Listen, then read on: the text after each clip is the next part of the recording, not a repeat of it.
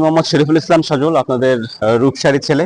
আমি এই মুহূর্তে অবস্থান করছি রূপসা খানজাহান আলী সেতু, যেখানে আপনারা অন্তত একবার হলেও এসেছেন বলে আশা করি আমি, কারণ যে এটা অত্যন্ত পরিচিত একটা জায়গা, যেখানে এই রূপসা অঞ্চলের অসংখ্য মানুষ প্রতিনিয়ত সামান্য বিনোদনের জন্য ছুটে আসে প্রতি শুক্রবার অথবা ছুটির দিনে।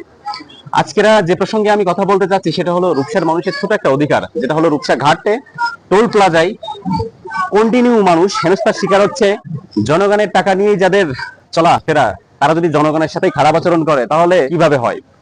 তো টোল আদায় করে, সেই ক্ষেত্রে কারো কোনো সমস্যা নাই, কিন্তু দুর্ব্যবহারটা হলো বড় একটা ফ্যাক্টর হয়ে দাঁড়িয়েছে।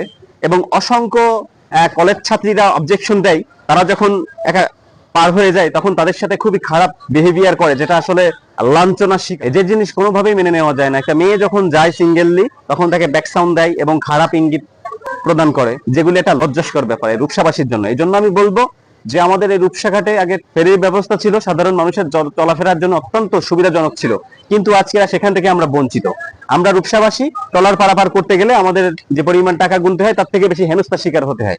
এজন্য আমি বলবো এই যে সিন্ডিকেট, এই সিন্ডিকেট থেকে আমাদের বেরিয়ে আসতে হবে এবং প্রতিটা মানুষের একতাবদ্ধ হয়ে এই সিন্ডিকেট এটা ভেঙে দিতে হবে। এই জন্য আমি সকলকে আহ্বান জানাবো, অবশ্যই রূপসাবাসীর এই যে দুরবস্থায় আছে, এখান থেকে রাজনৈতিক ব্যক্তিত্ব এবং প্রশাসনের দৃষ্টি আকর্ষণ করে বলতে চাই, আপনাদেরও হস্তক্ষেপ প্রয়োজন আছে এই অঞ্চলের মানুষের, সুবিধা বঞ্চিত মানুষের পাশে দাঁড়ানোর জন্য। ধন্যবাদ, ভালো থাকবেন সবাই।